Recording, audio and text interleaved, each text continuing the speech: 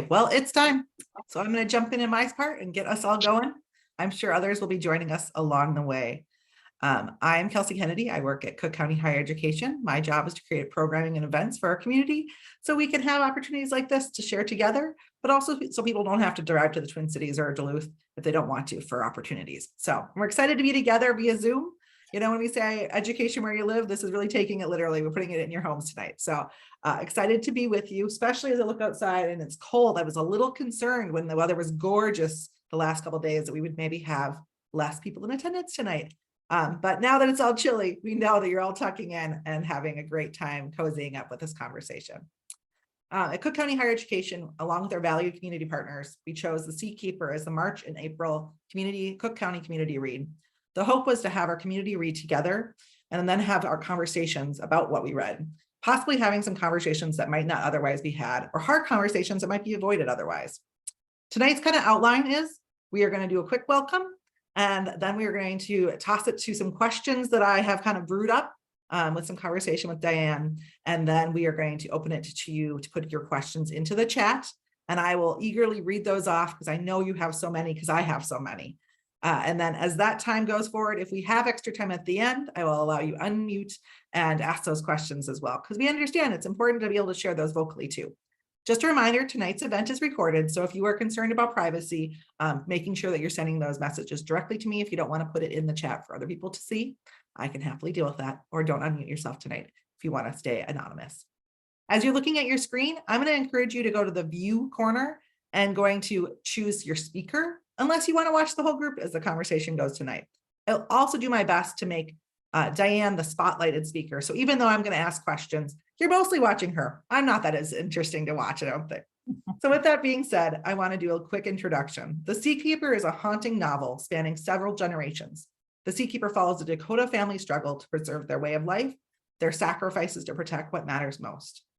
And we're going to get into all the details of it, so I don't want to give anything quite away quite yet.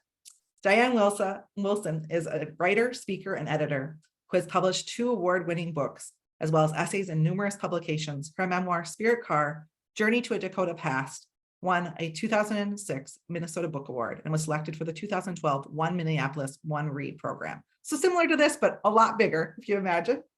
Her 2011 nonfiction book, Beloved Child, A Dakota Way of Life, was awarded the 2012 Barbara Sudler Award for History, Colorado. Wilson's middle grade biography, Ella Cara Delora, Dakota Language Protector, was an honor selection for the 2022 American Indian Youth Literature Award. Her essays have appeared in many anthologies, including Kinship, Belonging in a World of Relations, We Are Meant to Rise, and A Good Time for the Truth.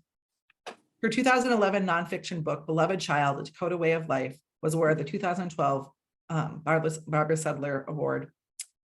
Her most recent essay is Seed for 7 Generations, is featured in the 6456 anthology, A Good Time for the Truth. Wilson is a former executive director for Dream of Wild Health, an Indigenous nonprofit farm and Native American Food Sovereignty Alliance, a national coalition of tribes and organizations working to create sovereign food systems for Native people. Wilson is a Midawakatan, means Dwellers of Spirit Lake descendant, enrolled on the Rosebud Reservation. We want to welcome you all. Diane, as I read this book, I listened to it both on the audio version. I also read it, and I found myself wanting to go back and read again previous pages and then move forward, and absorbing and connecting with when I was done reading part of the story. It felt familiar and almost like something I'd read not just recently, but long ago. I thank you for coming today, being willing to share about yourself in this book and letting us ask questions.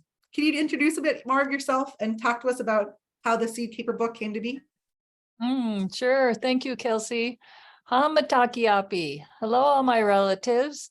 It's really nice to be here tonight. Really glad to be indoors. I don't know if it's snowing up there, but we've got, those winds that go straight across and it's snowing. So it's super cold out, especially when you think it was 80 down here a couple of days ago. So spring in Minnesota. But anyways, I was telling Kelsey, I'm really happy to be speaking with your book club tonight because the whole North Shore, the Grand Marais, Grand Portage area, from Duluth on up is one of my most favorite places, not only in Minnesota, but really in the country. I think it's just one of the most beautiful areas. So I spend time up there as often as I can. So really fun to then get to know some of you tonight. So the Seed Keeper is my third book, and it was really built on the foundation of the first two. So the first book was a memoir, and that's how I learned a lot more about my own family. My mother was Lakota, and she grew up in South Dakota, and she went to boarding school, as did her older sisters. And my dad was Swedish heritage. So writing the memoir was my way of understanding my mother's life in much greater depth. And then I traced our family back 5 generations. So that gave me a pretty good understanding of how assimilation works across generations. And then that book was followed up by a nonfiction book, because I started to think, once you know the history, then I really wanted to understand, well, then how can we transform this history into a better way of life for our children? So that book was Beloved Child. And while I was working on or writing those books, I got involved in volunteering for a tiny little garden back in 2000. And the garden was just a ½ acre of leased land down south of the Twin Cities in Farmington. And when I heard about them, they were just starting to grow out this collection of old, rare indigenous seeds that had been given to them by a Potawatomi seed keeper. And so I'm a gardener, and I just thought, I've got to go be part of that work. So I showed up there, and they had Cherokee Trail of Tears corn. They had Hopi black turtle beans and traditional tobacco among some of the seeds that they were growing out. And so I started to volunteer because I really wanted to be around these seeds, and and they were carrying such amazing stories besides. So as a gardener and a writer, this became really important work to me. Although at the time I didn't have any idea just how close they had all come to extinction. So I volunteered with Dream of Wild Health for a number of years. And then in 2008, went to work for them full time. And so Dream of Wild Health was one of the first organizations in the Midwest, in addition to probably Seed Savers down in Iowa, but to start really working with indigenous seeds.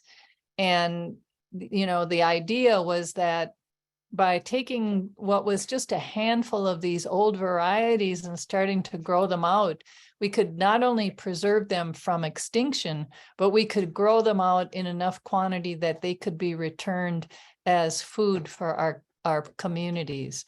And the woman whose collection it was really believed that the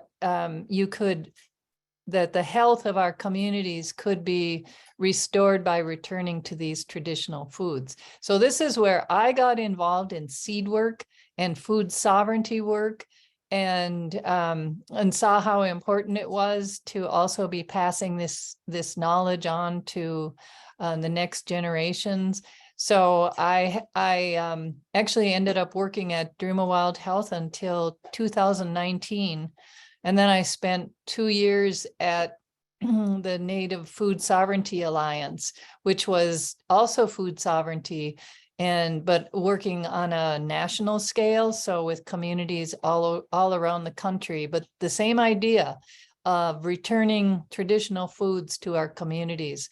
And so it was through this 20-year experience working for organizations, being a gardener, working with seeds, and then working with elders at the same time who were teaching all of us an entirely different way of being with the land, that I just started to think about this as a story that I really wanted to write, so I could give back. I could give this story back to my community and make sure that it was passed on to future generations. So I wanted to just tell you a little bit more about Dream of Wild Health, because when I do book clubs, I always I ask for a donation to them, simply to help them carry on their work, because they have. So when I started with them, it was a half acre of leased land, and then they bought a 10-acre farm in Hugo, and now they are a 30-acre farm. And so it just goes to show you how much interest there is in doing this work and just how important it is. So this is their 25th anniversary. And so one of the ways that I'm supporting them is by simply asking for donations when I speak to book clubs. So that's my little pitch tonight. And just a little background why that working there has been just so important to being able to write this book at all. So with that, I would be happy to toss it back to you, Kelsey, if you want to start with questions or however you'd like to do this. Yeah, well, you were just mentioning the research you did on your family's history. Yeah. How did that actually help? How did that make you feel doing that work, to go back, to find those moments in time, to see those names written down? And how did that impact things for you? It was foundational. It was life-changing, I should say, because I grew up in Minneapolis with 4 siblings, and all we really knew about my mom's history was that she went to boarding school in South Dakota. And so trying to understand how her life was so different from mine, it just didn't make any sense to me growing up. And she really didn't like to talk about it, because it was they were poor. It was the Depression. They didn't like going to the boarding school. It was a difficult environment. And so when I, by writing the memoir, then that gave me the opportunity to go back and really research who my family was, where they came from, what their connection was to both the Dakota and Lakota communities, and then to understand why decisions and choices got made the way they did.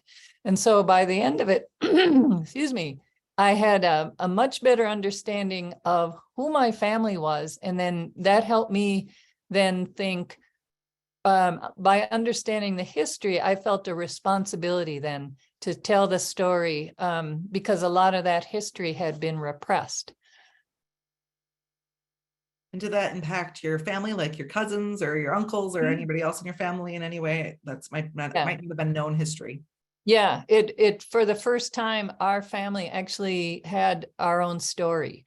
So, it was true of all my cousins, and my mother as well. Even though she went to boarding school, she had no idea why they were established, or the fact that they were intended to assimilate Native children. And so, I got to tell her story. And I think that was something that really meant a lot to her. And then my cousins and my children and grandchildren, they all have that story now. So it's a way of, so I can't emphasize enough just how important and valuable it is to either write a memoir or at least know your family history. Thank you for that. I know that we've been having our conversations around your book and other books, that sense of belonging often is lost and doesn't exist. And so sometimes finding that history can create that and reclaim that culture. When you were doing the research for your history, was there anything that came out that you just didn't know about before? I know I was reading your book and I thought there was stuff that never got covered when I was in school, or maybe did, but I didn't remember it. And that's is there things that you were like, that is something I didn't know about? Well, I didn't remember learning about the 1862 Dakota War, and it could be that, I just didn't recall it, or I don't think it was ever covered in any depth. And if it was just glossed over as in, well, this happened, and then, we removed the Dakota, and then history moved forward. So that was one piece of history that was really impactful on Minnesota, that I didn't have an understanding of. And the piece of history that I know I didn't learn about was the removal and the forced march from Lower Sioux to Fort Snelling. So those were, you know, we learn, a lot of people know about the 38 warriors who were hung in Mankato. And so that's fairly common public knowledge, but very, many fewer people knew about the removal of 1,700 women, children, and elders at the same time. And so those two pieces of history have been really part of every book that I've written, just to make sure that the education continues around this history. With that in mind, I know that in the author's note, you talk about the commemorative march and its impact on maybe the creation of this book. Can you talk about that for a second? So, so I do feel that responsibility for untold stories and history that hasn't been broadly disseminated in our schools. And so one of those stories is right at the heart of The Seed Keeper. And that was the story about the women, children, and elders who were removed from the state after, right in the weeks following the 1862 Dakota War. So in 2002, this was shortly after I got involved in the garden, I heard about the first ever Dakota commemorative march. And that was just a group of scholars who just thought, we need to honor these people who were force marched and then removed from the state. So they organized a march that followed as closely as possible that original route, that 150 mile march over a week in November between Lower Sioux and Fort Snelling. And while we were walking, the story that I was told was that these women didn't know where they were being sent or how they would feed their families or what they were going to grow once they got there. So they hid their seeds in the hems of their skirts and in their pockets. And so even when families were going hungry, they protected those seeds because they knew they needed to be able to plant in the coming season. And it was also important to protect the seeds so that they would be available for future generations. So that story to me was so impactful because, doing the work that I was doing at the farm and understanding just how endangered these seeds had been, and that, they were removed from the state as well to South Dakota. But the reason that we have that corn today still to grow is because of those women. And so it seemed to me that their actions in protecting the seeds and taking responsibility for them it's the same responsibility that we carry today. So we have much different challenges, and I'm, to me, the companies like Monsanto and Bayer are a huge threat to the integrity of our seeds. But our responsibility is just as great. So Yeah. that was the story that became part of my inspiration for wanting to share that, but then wanting to show over the course of generations how that relationship changed till we get, 2002, and it's a very different world. Yeah, I think you so eloquently speak to that, because thinking about 2002 and going back 140 years, that covers a lot of ground, and the sacrifices that were made along that way. I know I was, my heart was hurting as I thought about the sacrifices people made to protect seeds, and at their own personal sacrifice of loved ones, or the loss of things. And that also sort of came to think about the connections that came on the rest of the book as well, thinking about those farmers as they were trying to decide what they were going to do, and that if you were making one decision, you may be having to really sacrifice everything you believe in or want for maybe a better good. Can you talk a little about that agriculture piece? I know that you were just hinting at it a little bit more in depth. So I didn't, it's a complicated history around what's happened with native land, and then the removal of Dakota people, and then returning and slowly reacquiring or even having to repurchase land that was reservation land and its homeland. So that's a complicated issue. But on top of that, then we have farmers who then begin to farm that land and take care of it as a way of feeding their families. And so what I wanted to show was a common ground between the way that these earlier farming families and farmers cared for the land in a way that was very sustainable, so that, if you had animals, you used the manure to keep your soil fertile. You rotated your crops. So it was all about, and you saved your seeds. So it was all about taking care of your family, making sure that your soil was fertile, taking care of everything so that the farm would continue to thrive.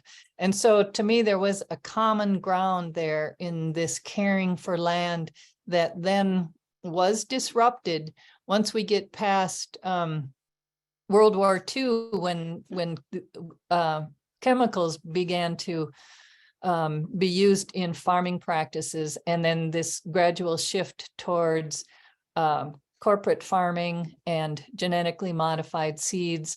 And, and we start to see the values that were part of the original farming practices, those values around taking care of your family and taking care of your land, shifted towards this much greater shift priority on profit. And if that's your primary criteria, then you're looking at, well, whatever is most effective for increasing profit, and it can justify a use of chemicals and fertilizers and pesticides over years that then deplete the health of your soil. It can justify the way growing animals in factory conditions. And so this was, for me, telling the story the way that I did with Rosalie and John, from two different cultures, representing really those two different viewpoints. So John is a farmer who was raised to value soil and animals and plants, but is caught up in what is that transition. And then Rosalie really represented the more traditional value of regarding everything around us as a relative. So that's an Indigenous perspective versus a profit perspective. So I didn't want to vilify farmers, but I wanted to look at how that these, especially the contemporary farm practices with corporate farming, have impacted that relationship that we have with seeds and soil and water and our plants and animals. So that is one of my most important concerns in writing this book. Thank you for that. I thought it was really important, I think, touching that people weren't vilified, but that you could see the struggle, right? The struggle and the decision, but that those decisions were hard to make, and that the wrong decision, was hard to decide what that was in those moments for some people. Yeah. To my understanding, 90% of our seed varieties have disappeared in the last century. And I know that this agriculture component is such an important one to discuss. Were you nervous, though, at all about discussing something that could have been such a hot topic for so many people? In Minnesota, yeah. Yeah, Minnesota, Iowa, I just thought this could go a lot of ways. But, so I was really careful in the way that I wrote it to make sure that it was both accurate, but also trying to be fair. And I really wanted to communicate this idea of commons, especially around seeds, so that when Rosalie begins to garden for the first time, then she actually learns using Edna's seeds. So you see that Edna was also a seed keeper, and that there is a long, long history of people from, most cultures that I know of taking care of their seeds and preserving them for the next season. And I've heard some really amazing stories about even for women coming on the ships, on slave ships, who tucked seeds in their hair and made sure that they had seeds that they were bringing that way, or Hmong immigrants who were who sewed them into their story cloths. So there's all kinds of stories across cultures about taking care of our seeds. And I wanted to show that John's family also came from that tradition. And so that if we understand from, a seed's perspective, what's really important is to maintain that seed common, that shared ground between all of us. Yeah, I wanted to mention in Cook County, we have seed keepers that are able to get seeds from our local community center. And I would love to hear in the comments if there's anybody that can talk about where they're getting their seeds and where they feel like that continuation, or if they're personally saving seeds. I would love to hear about that connection some. Yeah, I would too. Yeah, and I also just think as we think about this season right now, everybody is dreaming about planting, right? About where those seeds are coming from, what we're going to grow for the summer. Thinking about that in your own personal life, what do you grow? What's something that you are growing? Well, if it ever stops snowing, then right outside my window, I've got a fenced yard because I live on 10 acres and about a good half or more of it is a tamarack bog, which I really love that habitat. So then I keep a number of small gardens just around the house, and I have to protect everything from the deer and the rabbits and the chipmunks and everybody else who's coming through. But I grow the fenced garden behind my studio here is where I have more the seed garden. So I grow that Dakota corn that I write about. So it was a family out in Upper Sioux Reservation made a gift of that corn that had been in their family, traveled to Crow Creek, came back, they started growing it again, and then they made a gift to Dream of Wild Health. And then Dream of Wild Health made a gift to me of some of that corn, and I grow it so that I remember and I connect to that practice of growing and keeping seeds that was part of what my characters did. And then also beans and squash, and then greens. And what I really love to grow and plant are native pollinators, so that I can continue to provide a good habitat for, the bees and butterflies. So it varies a little bit every year, but and then I get a CSA box. So Dream of Wild Health is doing the heavy lifting on the vegetables for me now. So I don't garden quite as much as I used to. Yeah, if you live closer down that way, check it out for sure as an option for getting some wonderful vegetables. Well, I want to answer some of the questions that we're seeing in chat because I have a lot more, but I want to make sure we get some of theirs. Can you talk about the difference between Dakota and Lakota as it relates to your family history? So for Dakota, the Dakota, Nakota, and Lakota refer to actually language dialects, but they're associated with the different tribes through South Dakota and Minnesota that are all part of the overall Dakota Nation, also known as the Oceti, Shakowin, or Seven Council Fires. So there's 4 Dakota tribes in Minnesota, and then there are the Lakota are out in the Rosebud area in South Dakota, and the Nakota are kind of in the middle. And so overall, we are all part of one big community. But the Lakota in my family, because we're enrolled on Rosebud, that would be Lakota. And in Minnesota, the 4 reservations here are Dakota. So because I grew up in Minnesota, that's why I say in my introduction, I am a Bede-Wakantuan descendant, which means the Dakota people here in Minnesota. But I'm enrolled on Rosebud, which through my mother's family, and that is Lakota. But as I'm learning language, I'm learning the Dakota dialect because I'm here in Minnesota. Well, that brings me to the question of the usage of the language in the book. Mhm. How was that? What does that felt like? And did you feel like there's a big impact in having the language embedded and just people's exposure to it and maybe usage in the future?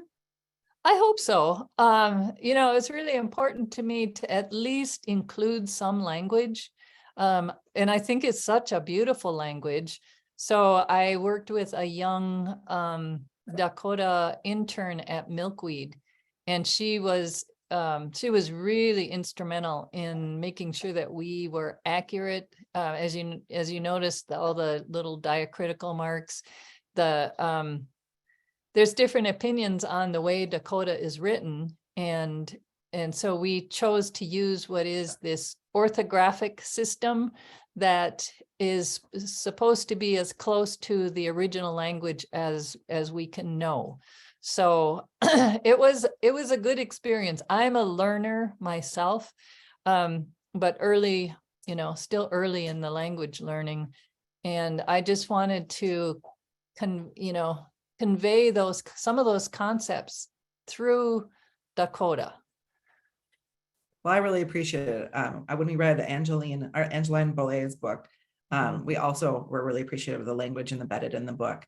And one of the questions I never asked her, but I get to ask you, is that when I was listening to the audio, we have the perk of having somebody that gets to speak the language, and so we're learning and hearing it as well. So that opens up an opportunity for somebody that maybe has some language experience to get employed, which is a cool thing.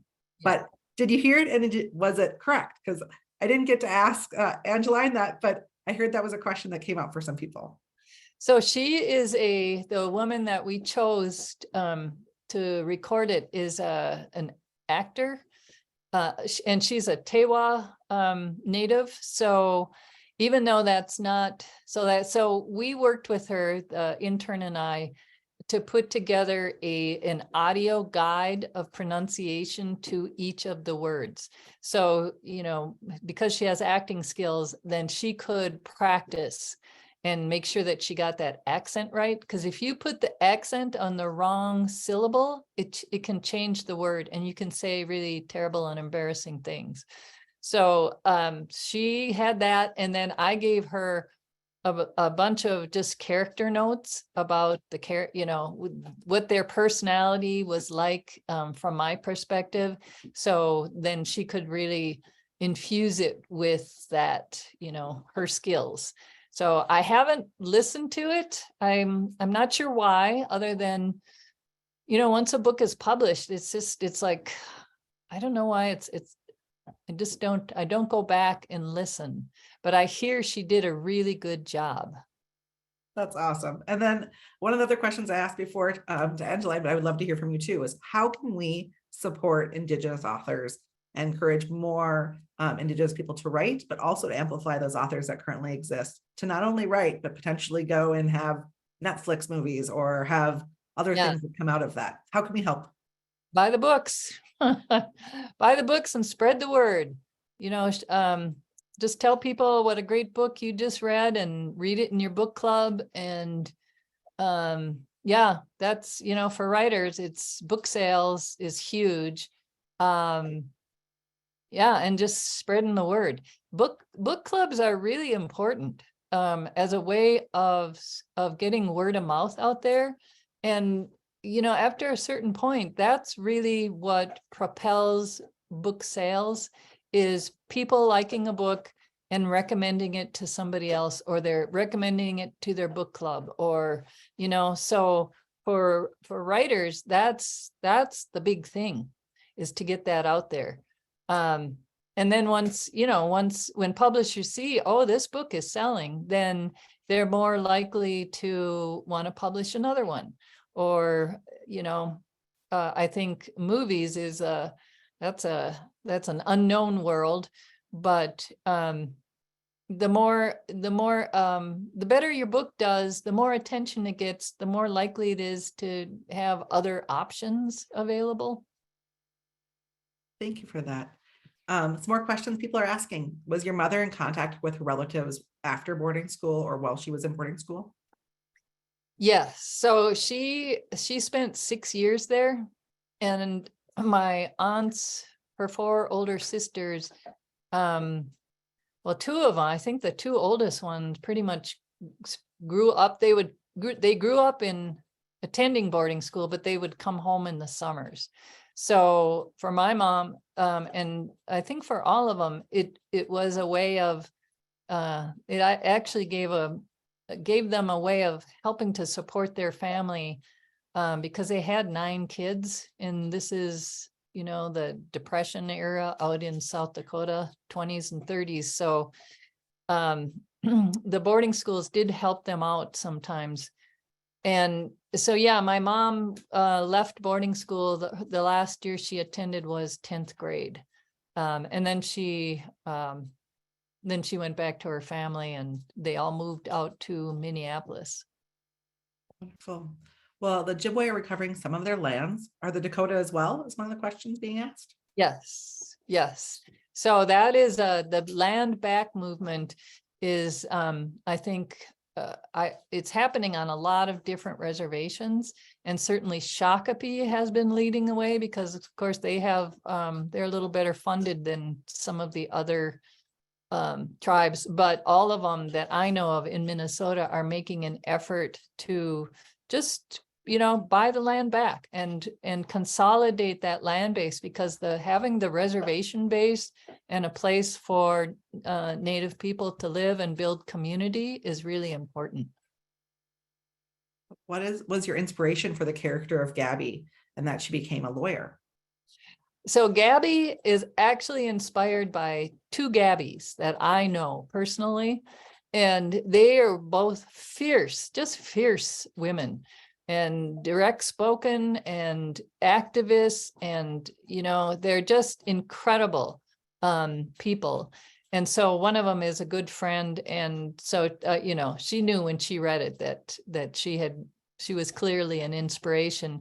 But part of what I was trying to show with the friendship between Gabby and Rosalie is that there are different pathways to doing this work of protecting seeds and water. One is to be an activist and to become involved in, the public system. So as a lawyer or as other people who are working to make policy change, a really important role out there to protect our rivers and our seeds. But it's not a road for everybody. I mean, Gabby's personality made her suited for that. She was pretty fierce and outspoken. And so that's why she became the lawyer doing the work she did, but it also impacted her own family. So I also wanted to show Rosalie as somebody who chose to garden and protect the seeds that way as another path. So there's a lot of different ways that we take care of seeds and water and soil, and they're all necessary. They're all, you look at what gifts you bring to the work, and they're all part of the circle. Yeah, that generational storytelling for Indigenous women coming across several generations, having females as the main characters within a book, female caregiving, relationships, friendships. That's such an important part of this book. Somebody asks, I read this book from a feminist perspective. How does the book function as a feminist novel? Oh, that's a good question. I guess I'd like to turn that back to whoever asked it and say, how does it function? How do you think it functions as a feminist novel? Is that person out there? Alex, if you want to talk, you're welcome to. Otherwise, you can put it in chat, and I'm welcome to bring this back up. Yeah, and I'm happy to address it. I'm just really curious.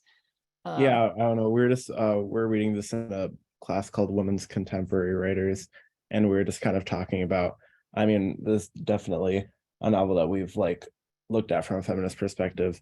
in terms of, I mean, not only Gabby and how she takes on a lot of these leadership roles in like her community and trying to kind of get land back, as well as kind of like preserving native culture, but also like from the perspective of Rosalie, who also is kind of like battling on like kind of like a smaller like area, like how she preserves it, just like with John and her family and all that.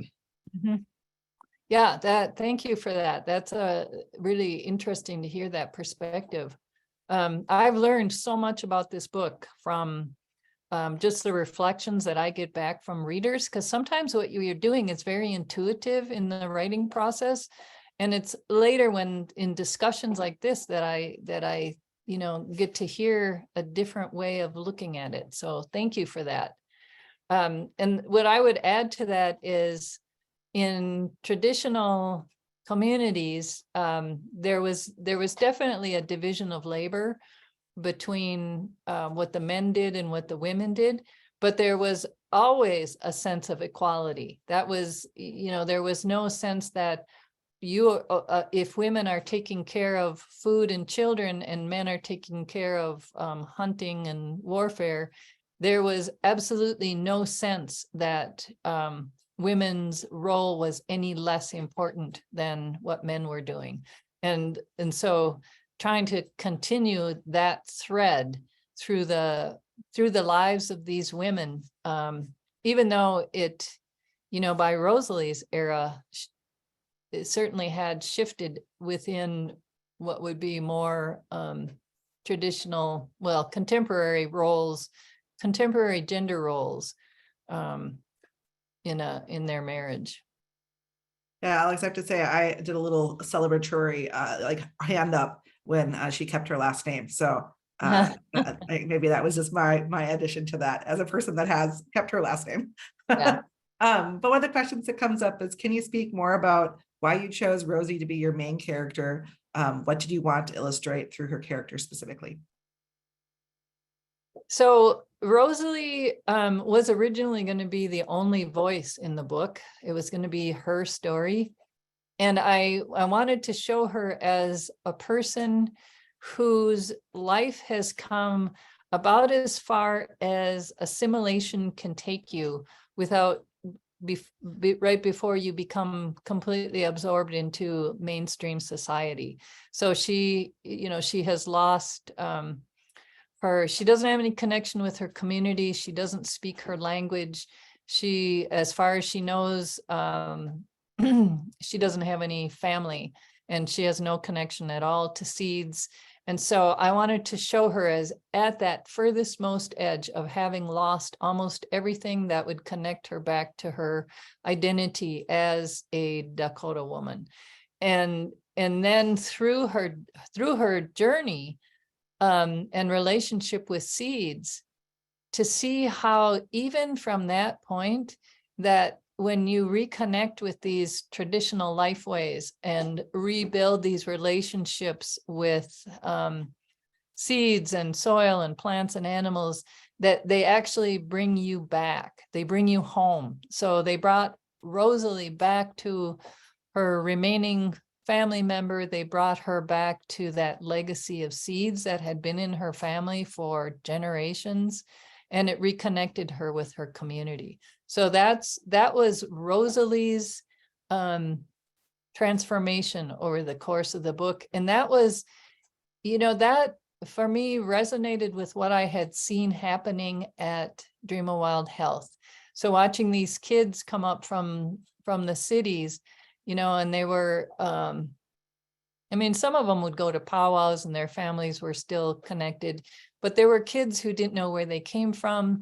They didn't have any connection at all with seeds or foods or their language. And then, to see them transform over the season, or if they came back for 2 seasons, to see them emerge as leaders in their community and speaking out about the importance of healthy foods and traditional foods. So I wanted Rosalie to carry that transformation and to show that hopefulness of even when you've lost so much, there's still a road, there's still a pathway back. Oh gosh, that brings us to the next question. Somebody says, I was really struck by the ending. As I got to the last few pages, I thought Rosalie would have a thriving garden, but instead there was a hailstorm. What prompted you to make this choice at the end of the novel? Okay, for all you gardeners out there, you know, hail in Minnesota is a very real danger. And I've seen gardens get wiped out, or, you know, or tornado or a windstorm goes through, or somebody gets, their almost ripe corn gets wiped out by raccoons. So to know that something as precious as the last few remaining seeds and corn stalks can be wiped out, despite your best intentions in a garden, anything can happen. And that was also to illustrate how fragile it is to put so many seeds in one garden, and that the best way to protect them is to share them and share them with other gardeners, so that if yours get hit by hail and somebody else gets eaten by raccoons, then hopefully my crop is going to make it, and we all still have seeds then for the next season. And this actually happened when I was working at Dream of Wild Health and partnering with two people in other organizations, and we were just getting started and figuring out the seed saving, and we all grew out the same variety of corn, and the other two got wiped out, and Dream of Wild Health survived. And so seeing how, to me, that is how we save seeds. That's how we preserve them, by growing them out, by sharing them, sharing meals together. You know, we're building community at the same time. But yeah, gardening it's a perilous work. I have one from a teacher that's teaching the seed keeper to high school seniors in St. Paul. In the face of our unjust history, they can often feel paralyzed with guilt. What thoughts do you have on how young non-Indigenous citizens can reconcile this painful history and move forward as effective allies? Yeah. Well, one of the reasons why I really enjoy seed work and food work is because it is joyful work, and that for students, that's, to me, one of the places in these commons that they can get involved in doing seed work or volunteering, like at a place like Dream of Wild Health. And finding ways, to me, being an ally to somebody means finding common ground, that you can work together on something that is important to both of you. And so that's where I think supporting, I'm really happy to hear that students are reading this book and getting that history and that understanding of food. So again, supporting the books, teaching the history is huge, so that there is that common understanding. Finding projects that either support an organization or support common ground together.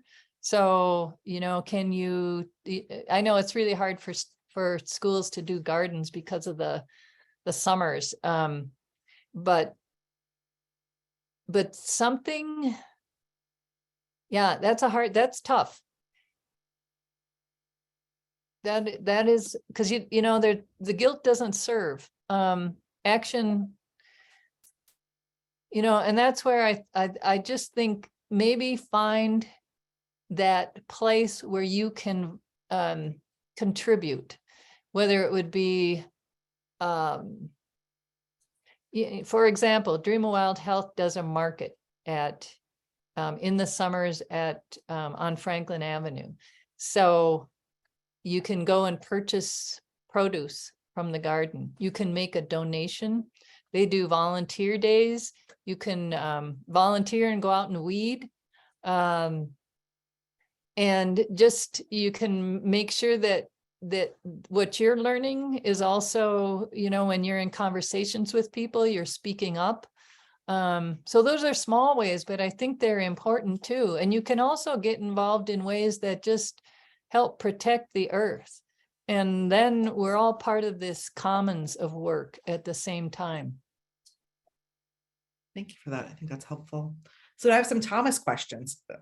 Why did you choose to have Tommy and Rosalie's relationship diverge so far at the end of the book? Why did you choose to have Tommy receive the cob of dried corn? And then, did Thomas find his way back to the old natural ways of gardening? and Yeah, farming? the big question. So Rosalie and John, their marriage, their relationship really represents those two worldviews. So Indigenous worldview, where we are related to everyone around us, meaning not just human beings, but all the trees, the plants, the animals, the water, everything, the soil, everything you see around us. And when you're related to everything, you have to take care of it. You have a responsibility. And when you receive a gift, like we do from plants, when they offer their lives so that we get to eat and survive, same with animals, same with water, you have a responsibility to give back and care for that relationship. And then we have John, who is representing the what farming has become, which is much more of a commodity-based viewpoint perspective that looks at everything around us as something that can be sold. So it's a commodity, it can be owned. If it's land, it can be owned. Water rights, selling plants, selling animals, selling seeds, modifying seeds so that they can withstand the chemicals that are being applied, creating seeds that simply are going to sell more chemicals. And so two worldviews, and then they have a child. So then where is this child going to basically choose to live? So when Tommy is young, he spends more time with his mother, as young children do, and she teaches him what she knows. But when he gets a little older, then as boys often do, they spend more time with their fathers, especially John was wanting him to grow up and become a farmer and take care of the farm. So he is taught his father's way. And what I felt from Thomas was this anger, this sense of being abandoned by his mother, because she allowed him to just be taught an entirely different way of life by his father, and he's conflicted. So Thomas is the deeply conflicted, mixed culture child. And part of that is to set up that tension between these two worldviews. And then he's given the seeds. And these are really precious seeds. And Thomas has to make a choice, just as we all do. So he's representing choice that we all make every day. You know, when we're thinking about the food we eat, the relationship we have with the place that we live on, the choices that we're making, and what would we do when given that seed and given the choice between these two very, very different paths. He could take that seed and, go down the pathway of what farming has become and seeds have become, or he could return to his mother's teachings. And so, when Darlene gave that to him, it was that moment where he really has to look deep in himself and think about where he is going to stand in this world, and with the hope that those seeds are going to bring him home, just as they did with Rosalie. But it's left unresolved so that it's a question, and I would pose that question to all of us, is so that we're mindful, as we go through our days, to just, what can you do to be that good relative to everyone around you? Well, is there any thought of maybe a follow-up book that includes Thomas Mateo and maybe more of the male generational story potentially? Yes, that is, I'm very interested in exactly that, doing another novel, but really focusing on these young men and and what is a very different experience now for young Native men growing up, and then where do they go? I think it would be a lot of fun to explore that. I know that we would be all eager to read another book by you. So put that on the list for sure. All right. Some questions about gardening. Do you see sustainable regenerative farming as a growing trend? A friend who has an organic farm near Finland. And then I question, is that Finland, Minnesota, or is that Finland someplace else? But I'm assuming Finland, Minnesota. Yeah. So there are more people in the area doing regenerative farming, even though farmers have to build their soil on bedrock. Yes. So do you see that? Yes. And from everything I've read, regenerative farming sounds very much like returning to traditional ways of growing food. So I'm all for it. To me, regenerative farming, organic farming, permaculture, local food movement, these are all new words for very old practices, because these are essentially practices that Native people, the way they have been growing food for many generations. So that this is a new understanding of very old practices, and that it's taking care of everything around us as relatives. I'm all for it. Even though, yes, building soil on bedrock sounds like a lot of work. Somebody said I saw your YouTube video. Short growing season up there. It's so true. It's so true. Hopefully inside some, and then you go outside. Yeah. However, there is great work going on deep winter greenhouses and things. So exciting other work happening. Yes. I saw your YouTube video with a non-GMO. I know there are companies that are using non-GMO crops. The US uses herbicides, pesticides that are banned in Europe, China, Brazil, etc. What can we do to change that?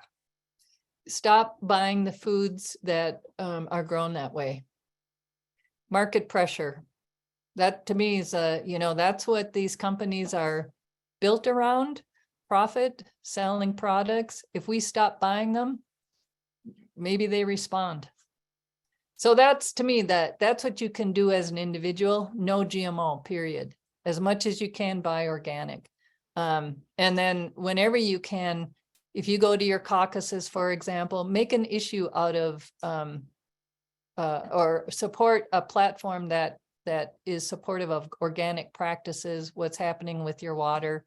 If you're of that, if you're a person who likes to get involved in policy level, then, support those practices by writing your Congress people, voting for people who support those. But in your day-to-day, just don't buy their products.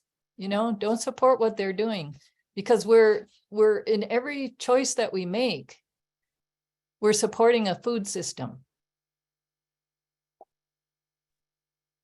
So many of the things that are topics of importance in this book are key issues that we are seeing today. Can you talk to me about including them and how you might be feeling about those topics as they're being discussed currently, like boarding schools, the lost children, ICWA, the monument situation, youth suicide, water protection? That's just all such courage. I mean, the list could go on. I really have a page. Yeah. And how that is, you wrote that, it was meant to be kind of 2002. We're talking 2023. Yeah, and there's still issues, and ICWA is up in front of the Supreme Court as we speak, which, it leaves me kind of speechless in a way, that something that was so hard fought and took until 1978 or 79 to even pass. So within most of our lifetime, that we finally get legislation to protect Native families and try to prevent that kind of abusive adopting out of families and out of tribes that was happening at such a large scale, including right here in Minnesota. And then to see that legislation under attack is really horrifying. So my hope in the book, by putting it all in a story, is that you could see it all together. You could see that as this big picture in which it all is part of the same story, as is our food, because that's the place where I found, wow, most of us don't really see we take food for granted, right? Either there's hunger or there's not hunger, but we don't really think about how important food is culturally, or how it's been used to control people. And so my hope was make sure people know the history, first of all, because in Minnesota, that, as it just hasn't, it hasn't always been taught well. So I wanted people to be aware of what it's like for Native people in this state, and then to look at our food as a part of how assimilation has worked. But then I wanted to bring it to a hopeful place of when we rebuild these relationships with our food, and we really take care of, even if it's just our backyard, and we make those shifts to really taking care of them, that's to me what starts this change happening. And so mostly my hope was that this would be educational, that this would give us a common framework for understanding at least some of Dakota history in this place, and then know that today there's all kinds of great programs going on to support language revitalization, to bring back traditional foods, lots of powwows. And so that knowing the history is important, but then seeing how beautiful and strong this culture has remained, and that the important thing now is to make sure that our children and our grandchildren have the opportunity to grow up knowing their culture, knowing their language. And so that was my hope. Well, I love that. And it really does answer one of my last questions for you, was the cultural importance of the animate, the kind of relationships to trees, animals, plants, and what maybe those that are settlers might have in growing their relationship to those things, as we learn more of a cultural and language accessibility, and kind of get more into that. Maybe we'd have a deeper concept of sustainability in the world around us. Which takes me kind of the last question I have, unless we want to sit around and chat longer. As we look at this book, I think about climate migration as it comes up in connections to our community. As a thought of seed keepers, I couldn't stop thinking about the concept of water keepers. Can you tell me a bit more about what your thoughts are on the responsibility around water? One of the things I've kept reading is I was taught that we have a responsibility to take care of our water, to protect it for our children and our grandchildren. And then George says, "Me too, Rosalie, me too." And then going to Gabby, I dreamed the river was crying, that she had no one to help her. The women, the water carriers, had disappeared. There was no trees, no animals who came to drink. As you think about that, as we move forward, the connection to water and to the seeds, what is something we can be doing?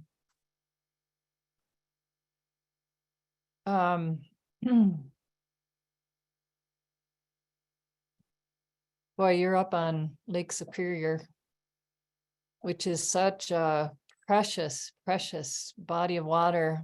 And one, I don't know your issues as well. I know how precious it is. I don't know the issues that you're facing up there so much, but anytime you come up to a question like that, I mean, we face that around, the pipelines, that the one out at Standing Rock and the one here in Minnesota, when we're looking at these issues of oil versus water safety, the boundary waters area, and, thinking for the long term, that we have to protect our water, our seeds, our soil, all of it for the long term. This is the 7 generations way of looking at the world, which is we need to protect this for our children and grandchildren.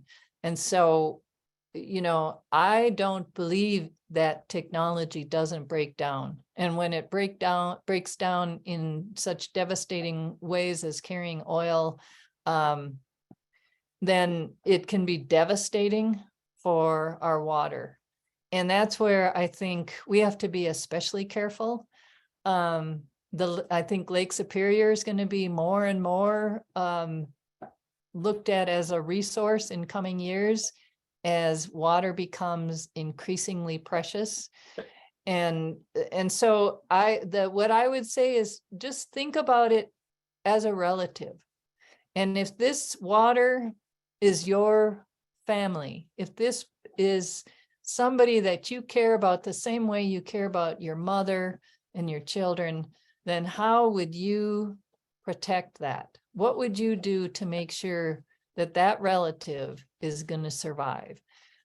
So to me, it's make that perspective shift, and just do whatever you can, even if it's small things, like not buying any more plastic water bottles. Just, we could all be done with that. Small things. Buy organic seeds. Don't buy your seeds from big box stores because they can be treated with neonicotinoids. And I know that sometimes there are, you can't afford organic. Then maybe just do the best you can. Grow more of your own food. So small things matter, but making that shift towards caring again. Because I think what happens when people feel guilty, like the students, or they get into a place of despair because the icebergs are melting and there's nothing we can do, and the sea levels are rising and there's nothing we can do. To me, it's really important that we bring our perspective back down to what's happening in our own backyard. So what in your yard can you do to protect, say, put some milkweed out there for the monarchs that are passing through? What pollinators can you support? Just small things. Do whatever you can in small ways and know that they add up if we're all doing them. So that's my thought. I'm open to hearing what other people think. Well, what a wonderful way to end. I so appreciate you talking with us tonight. I don't know if you have a couple more minutes. I want to hang out for anybody that has that last minute wants to unmute question, but if not, Good. okay, Yeah. wonderful. Yeah. Well, I'm just so grateful for your time and those that also attended tonight. It has been so great learning from you. I got to tell you, I have pages worth of questions we didn't even get to, and I'm sure others do too. So there just is so much that comes out of reading your book and hearing you talk that makes us all think about ways that we can think about some of those hard conversations and those questions, and do things maybe a little differently, or really amplify some great things that are happening. I want to end my last question on, what are you reading? What should we be considering reading that we have, or maybe aren't yet inspired by? Okay, so right now, I'm not sure how much this will appeal, but I'm reading Fen, Bog, and Swamp by Annie Proulx. Oh, that's so funny. We just finished a book club on that as well. That had great attendance. You guys are awesome. You're my people. Yes, we are, I think. It's so exciting. You guys, if you haven't read it, it's a great book to consider some other discussions, I think, that come out of it. Well, I invite you now to unmute yourselves if you want, maybe one at a time, don't overwhelm, and ask a question if you'd like.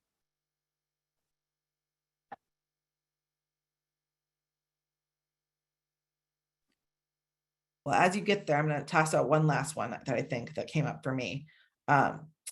Thinking about the seasons.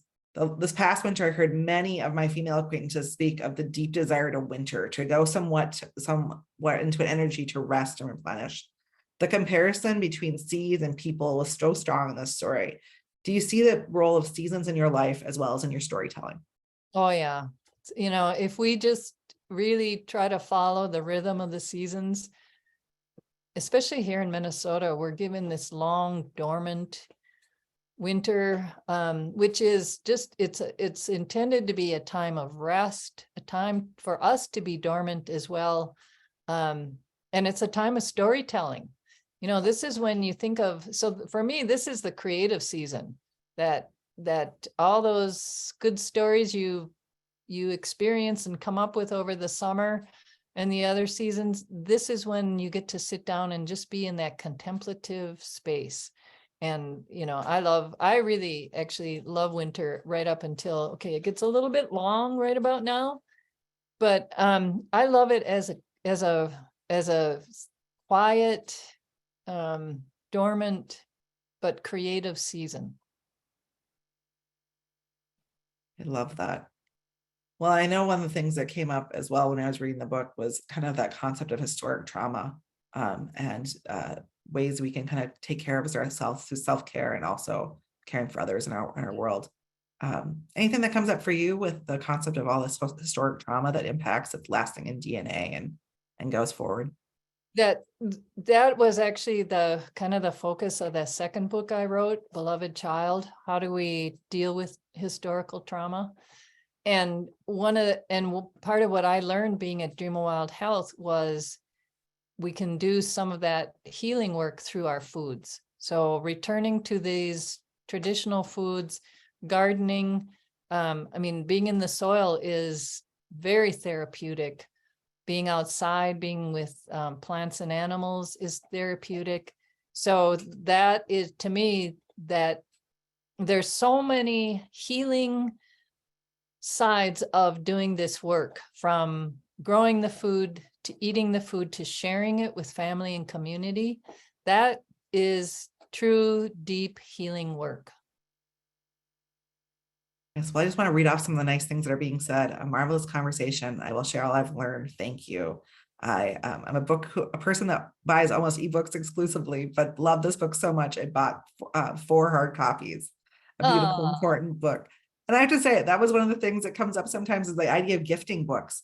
If you love a book, buy it, share it, put it in those little libraries, and continue that. Donate it to your public library if they don't have a copy of it. Keep that sharing going. Because that gets more books bought, but it also gets it into the hands of people that should be reading it. And if you're anything like me, if it sits on the bedside table and that title just gets taller and taller, pass that book off to somebody while you're waiting to read it. Give it to somebody that might not have access, because we all know that public libraries are super important in our area, and we're so lucky to be partnering with them and have that access. But not everybody gets to those places. So if you hand it to them, they're more likely to get it reading. Yeah. Well, you guys, it doesn't look like everybody's going to unmute. So I want to just say thank you. It's so wonderful to be together. Yes. Thank you for the conversation tonight. Have a wonderful night, you guys. It is getting so blustery out here. We are excited to have Diane maybe back up in this community in the summer months. Oh yeah, I'll be there. And I know that you've been up here for readers, writers in the past as well. So I don't know if this year's one of them, but there's other opportunities to come back and listen to Diane up here. And if you go to our website, she has great opportunities that you can join in on other events that she has that are on Zoom, because we know sometimes that's the best way for us to connect interwovenly all around wherever we are. Yes. Yeah. Thank you. Stay safe, stay warm. Good night. Thank you. Good night.